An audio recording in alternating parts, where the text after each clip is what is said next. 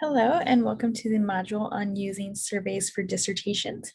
If you are using a survey for your dissertation or thinking about using a survey for your dissertation, this will be an important brief module, and I highly recommend you read chapter 16 of the Handbook of Survey Methodology. It is a very important chapter for you to read. So briefly in this brief module, I'll be discussing why you would want to use a survey, designing your survey, administering your survey, and other things to consider, and then also Qualtrics and other online survey tools. So first, why would you want to use a survey? Broadly speaking, obviously, this is for your dissertation. And so you would want to measure constructs that answer your larger research question. And that means basically you are breaking down your research question and translating it into survey questions so that you are able to then answer your research questions. On another level, though, of course, you want to encourage people to participate. Your survey is designed to get people to answer questions. And so that is something that you really need to consider as you are designing your survey. So that said, you want to create the survey with a respondent-centered approach. And what does that mean? That means that you are writing your survey questions, designing the way that it looks, thinking about the order of your questions, thinking about your introduction and closing, all with the respondent's experience in mind. Those are all very important. And then you need to think about how your survey is organized. Which questions come first? Generally speaking, you will want to start with bigger, broader questions and then drill down. So think about a funnel approach. You don't want to necessarily start with more sensitive questions or questions that really make the respondent get personal. You will want to start with kind of friendly, open questions so that the participant can ease into the questions if there is anything, again, more sensitive or, introspective, that sort of thing. You need to think about your introduction and closing. So how are you going to include information about the study? What are you looking at? What are you trying to answer? You need to include that information. Usually it's on the opening page or there's an opening paragraph or two to inform the participant about the study itself, right? So that they don't feel tricked, so that you are communicating to them clearly and they know what they are getting into. You also need to think about the closing, right? So after the participant is done answering all of your questions, what does the closing say? Does it say thank you and that's it? You should always thank the participant for being a participant. But what else do you need to include? You should think about including your name and contact information in case they have follow-up questions for you. You also need to consider if you need their contact information and plan to follow up with them. Anything that you plan to do after the survey that requires their involvement or a method of sharing your data or results or findings, you will want to communicate that at the end of the survey.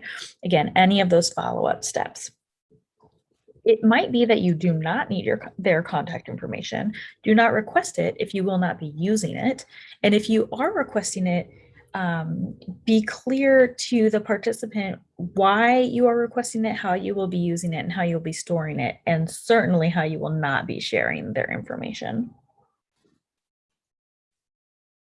So when you are designing your survey, you've heard me say this before, and I'll say it again, and probably again after this, make sure every question is necessary. Do not answer, what school do you work at? If you are interviewing a teacher from the school that you work at and you already know that, if your dissertation only includes teachers from one school, right? That's not an important question. That doesn't give you any new information, and it's a waste of time for the survey participant. Their time is valuable and precious, and you want to make the best use of all of their time. You do want to keep your survey short and simple, and this is something actually you want to provide the participant an estimate of how long the survey will take. If you think the survey will take an hour, it is A, probably too long, and B, probably going to deter some of your participants. You do, however, want to be accurate with your estimations of how long the survey will take, and that would go on that first page, the introduction to the survey, where you describe your study really before they get started. You want to provide an estimate of how long it will take them. You want to ask direct questions and clear questions, and you want to ask one question at a time. Sometimes questions can be worded so that you're actually asking two things at once, and then the participant won't know how to answer. And quite frankly, your data might be skewed. If you have some participants that answer one question, some participants that answer the second question the way that you've phrased it. So just make sure that you ask one question at a time and speak your respondents' language. If they know jargon and acronyms, and you know that based on who you're sampling, then that's fine.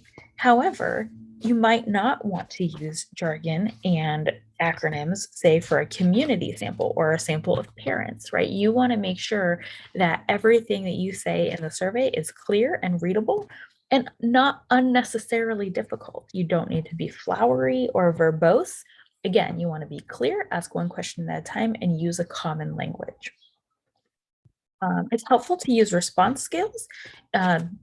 These are often phrased as to what degree, to what degree do you feel that your principal is supportive?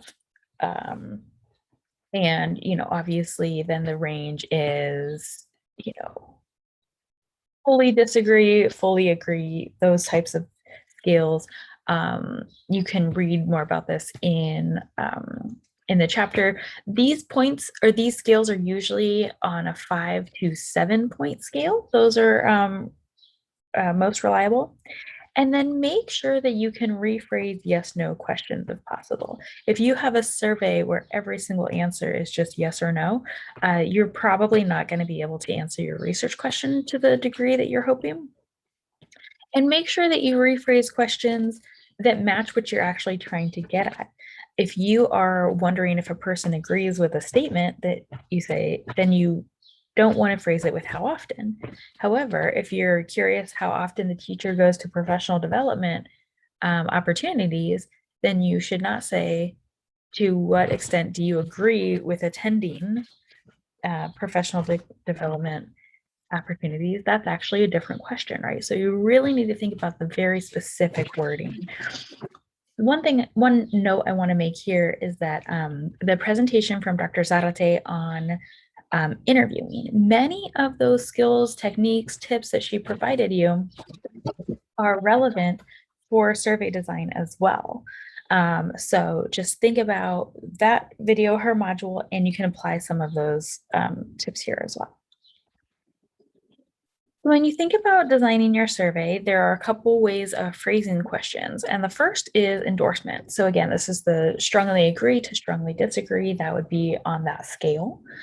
Frequency, never to always. Again, do you agree with participating in professional development is different to how often do you participate in professional development.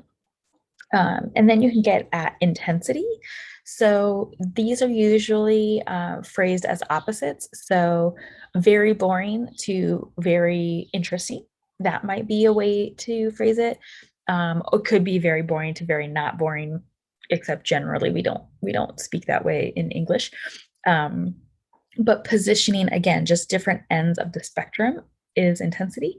For influence, it would be the different ends of the spectrum would be big to small. You could also put none. So that is something that you will want to consider if we're using a professional development opportunity again, and you say, how many professional development opportunities did you participate in the last 2 years? And you do not include 0, What are you doing to the person who has not participated? You're leaving them without a possible response, right? So that is something really important to consider. All of your response options need to be exhaustive. Every single participant, regardless of their experience, needs to be able to answer the question. So that's something to consider as well. And then another type of scale question is comparison. So much less to much more. How much um, how much do you think your principal could be supportive of participating in professional development? He could be much more supportive, or perhaps I don't anticipate many people answering this way, but he could be much less supportive of participating professional development. Perhaps if there's a budget issue or that sort of thing. That's probably not the best example of a comparison question, but I hope you get the idea. So when you administer your survey and think about the actual mechanics of it, you need to consider how you're gaining access to your participants. When we discuss Qualtrics and other survey tools in the next slide, I am anticipating that most of your surveys will be done via email. That may or may not be the case, but it's likely. So how are you gaining access to your participants? How are you getting their email addresses? Or again, if it's a different way of administering a survey, how are you providing them with the paper copy, that sort of thing? Another thing to consider with surveys is how you invite the participant. Is it just with an email? Are you going to provide a flyer in their box at school and then follow up with an email? Those kinds of things. And then also, what about reminders? If you send in a survey, an invitation to participate in the survey, and the participant does not respond, how many reminders are you going to send? Are you going to send any? Do you need to send any? You need to be monitoring your response rate and thinking about how many is pushy or too pushy, or do you have a window in which the survey closes? Those are all things you need to consider when you are administering a survey. You also need to consider the importance of anonymity. Generally speaking, you would never attach a individual's name to an actual survey response, but you need to think about whether or not, again, are you requesting contact information for follow-ups? Are you requesting emails? And especially through some of these online survey tools, you can have responses be tied to their email or anonymized, those sorts of things. So you will want to think through that. And if they are not going to be anonymous, you need to answer why. Or if you are going to request, follow contact information, that sort of thing, you need to have a good reason why. You also need to think about incentives. These people are spending time for your dissertation. How will you incentivize people to participate? How will you thank them for participating? And then if you are going to provide a gift card or that sort of thing, which is relatively common, how will you be sending that? That might be a reason to collect email addresses. And then you can send them a $5 or $10 or more Amazon gift card. But that's something that you need to think about as well.